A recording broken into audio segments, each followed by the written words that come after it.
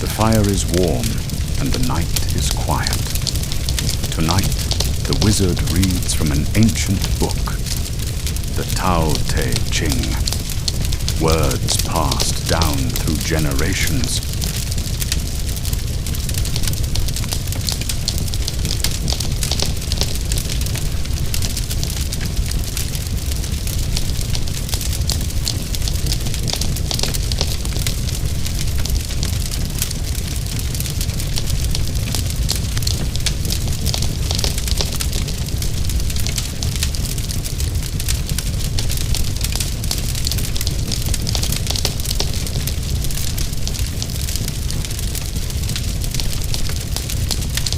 The Tao that can be trodden is not the enduring and unchanging Tao.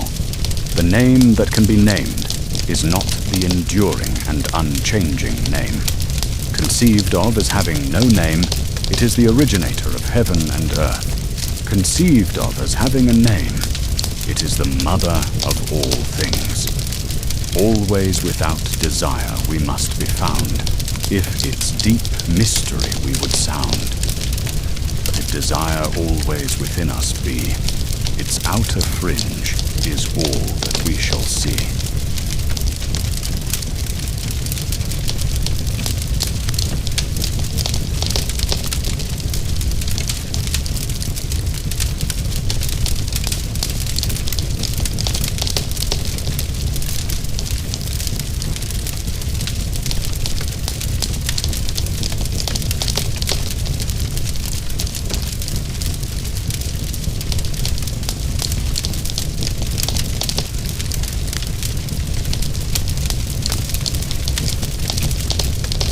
All in the world know the beauty of the beautiful, and in doing this, they have the idea of what ugliness is. They all know the skill of the skillful, and in doing this, they have the idea of what the want of skill is. So it is that existence and non-existence give birth the one to the other. Difficulty and ease produce the one the other. Length and shortness fashion out the one the other. High and low determine the one the other. Before and behind give place to the other.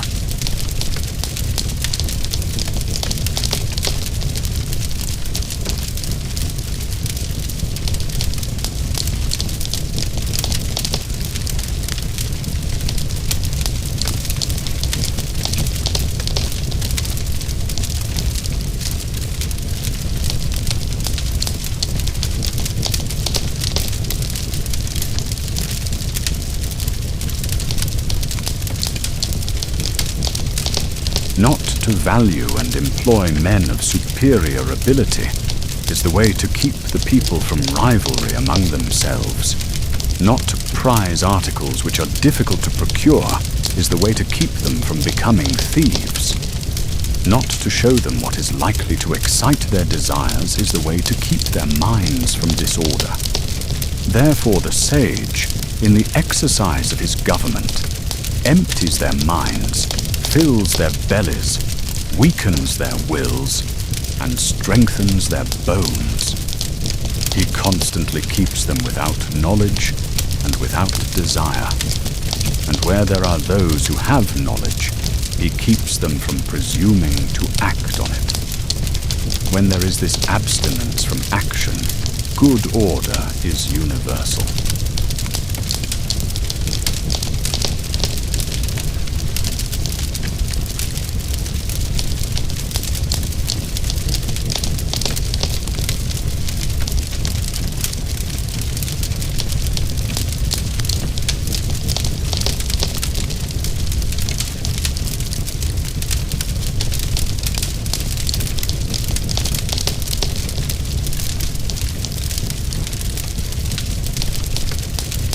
The Tao is like the emptiness of a vessel, and in our employment of it, we must be on our guard against all fullness. How deep and unfathomable it is, as if it were the honored ancestor of all things. We should blunt our sharp points and unravel the complications of things. We should attemper our brightness and bring ourselves into agreement with the obscurity of others. How pure and still the Tao is, as if it would ever so continue. I do not know whose son it is. It might appear to have been before God.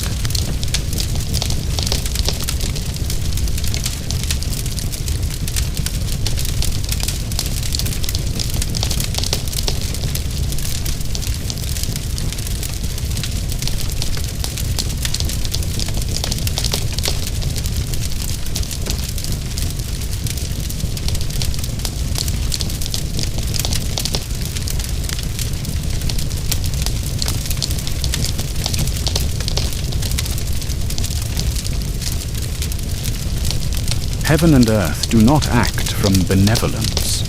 They deal with all things as the dogs of grass are dealt with. The sages do not act from benevolence. They deal with the people as the dogs of grass are dealt with. May not the space between heaven and earth be compared to a bellows? It is emptied, yet it loses not its power. It is moved again, and it sends forth more and more. Much speech leads inevitably to silence. Better to hold fast to the void.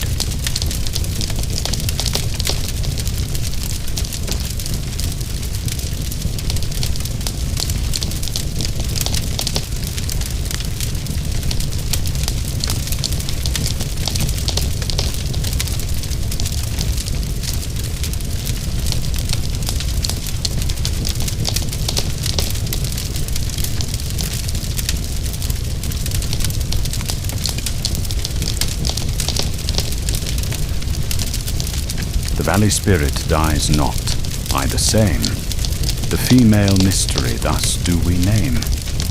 Its gate, from which at first they issued forth, is called the root from which grew heaven and earth. Long and unbroken does its power remain, used gently and without the touch of pain.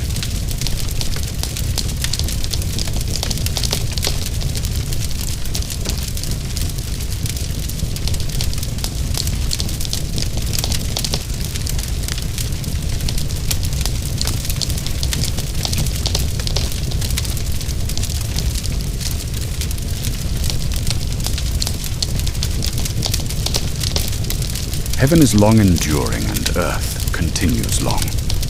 The reason why heaven and earth are able to endure and continue thus long is because they do not live of or for themselves. This is how they are able to continue and endure. Therefore the sage puts himself last, and yet finds himself in the foremost place. He treats his person as if it were foreign to him, and yet that person is preserved. Is it not because he has no personal and private ends that therefore such ends are realized?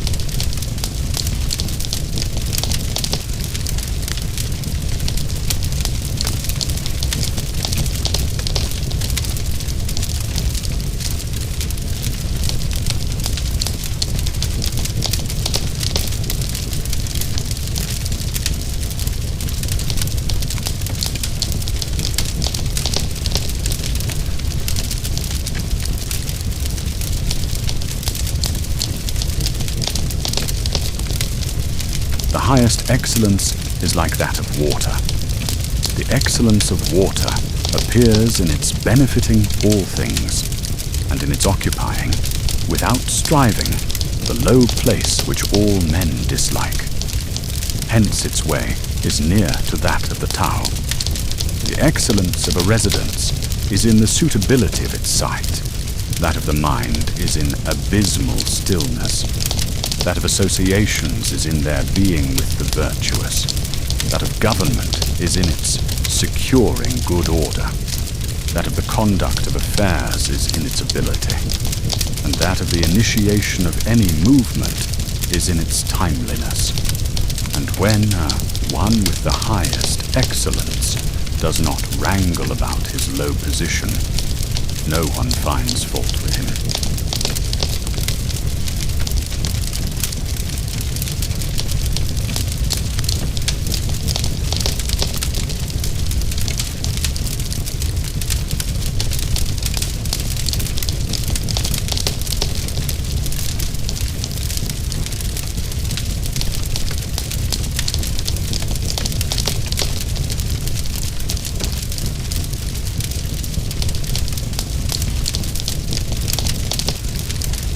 better to leave a vessel unfilled than to attempt to carry it when it is full.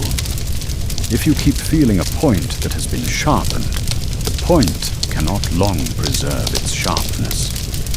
When gold and jade fill your hall, their possessor can no longer keep them safe.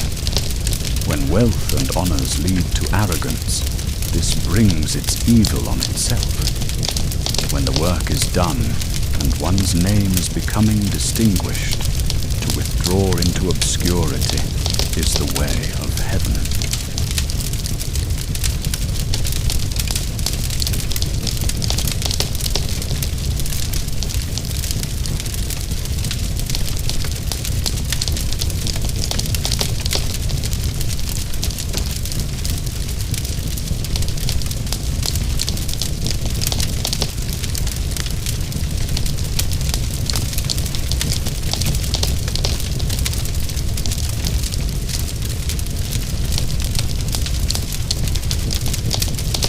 The intelligent and animal souls are held together in one embrace, they can be kept from separating.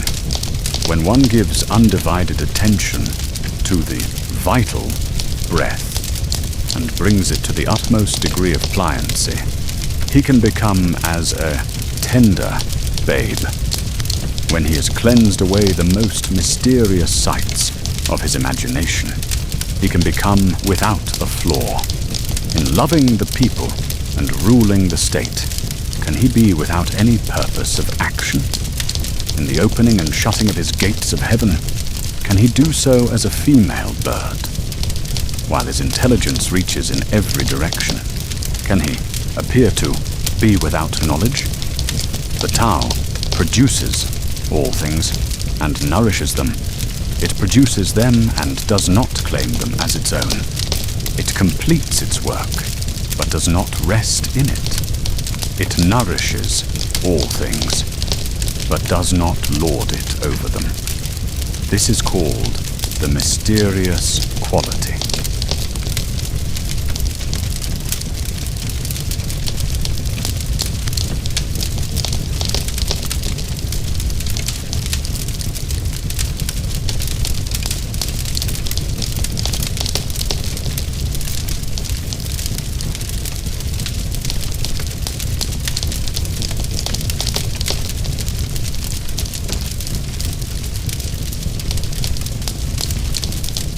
The 30 spokes unite in the one nave, but it is on the empty space, for the axle, that the use of the wheel depends. Clay is fashioned into vessels, but it is on their hollowed space that their use depends.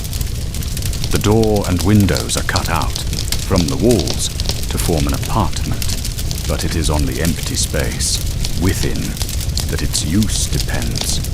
Therefore, what has a positive existence serves for profitable adaptation, and what has not that for actual usefulness.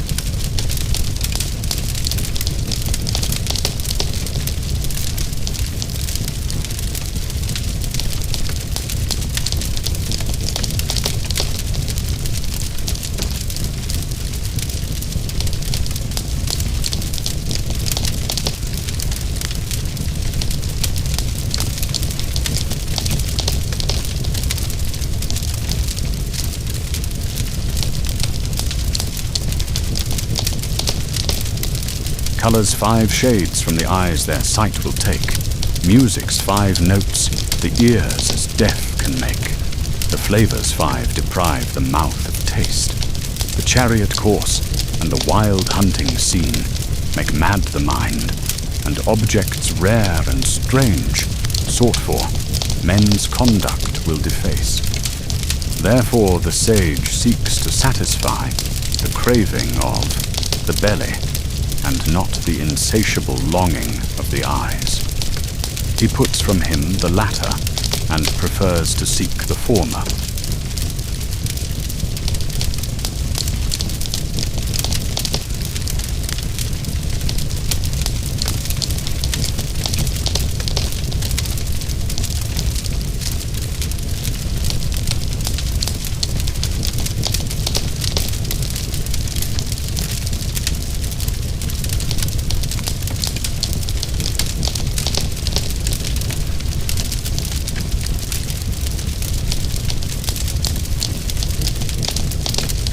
Favor and disgrace would seem equally to be feared. Honor and great calamity to be regarded as personal conditions. What is meant by speaking thus of favor and disgrace? Disgrace is being in a low position. The getting favor is an elevation. The losing favor is a disgrace. What is meant by saying that honor and great calamity are personal conditions? What makes me liable to great calamity is the fact that I have the body. If I had not the body, what great calamity could come to me? Therefore he who would administer the kingdom, honoring his person as the body, may be entrusted with the kingdom, and he who loves his person as the body may be committed to the kingdom.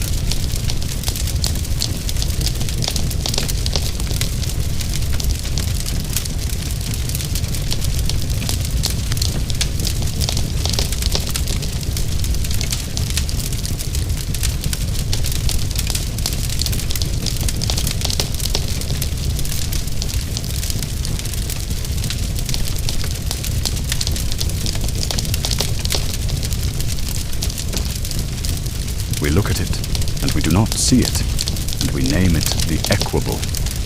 We listen to it, and we do not hear it, and we name it the inaudible. We try to grasp it, and do not get hold of it, and we name it the subtle.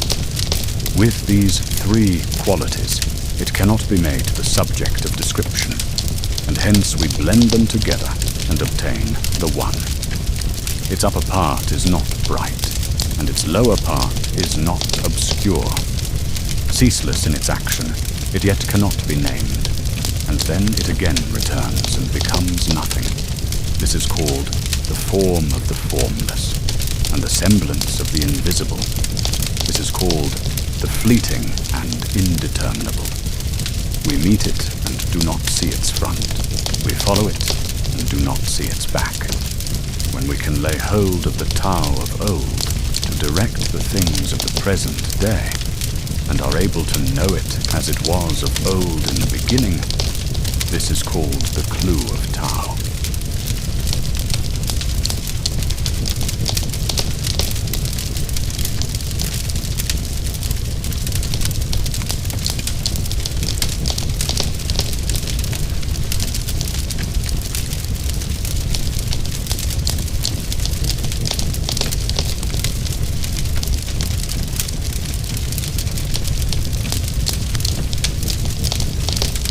The skillful masters of the Tao in old times, with a subtle and exquisite penetration, comprehended its mysteries, and were deep also, so as to elude men's knowledge. As they were thus beyond men's knowledge, I will make an effort to describe of what sort they appeared to be. Shrinking looked they like those who wade through a stream in winter, hesitating like those who are afraid of all around them, grave like a guest in awe of his host, evanescent like ice that is melting away, unpretentious like wood that has not been fashioned into anything, vacant like a valley, and dull like muddy water. Who can make the muddy water clear? Let it be still, and it will gradually become clear. Who can secure the condition of rest? Let movement go on, and the condition of rest will gradually arise. They who preserve this method of the Tao do not wish to be full of themselves. It is through their not being full of themselves that they can afford to seem worn and not appear new and complete.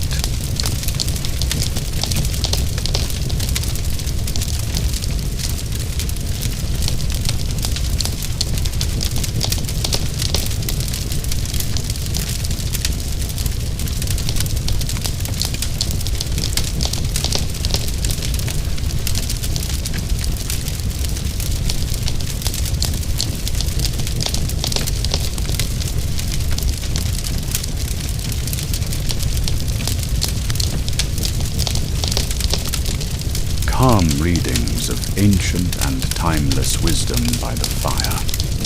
Teachings for reflection, focus and inner stillness. This reading will continue next time.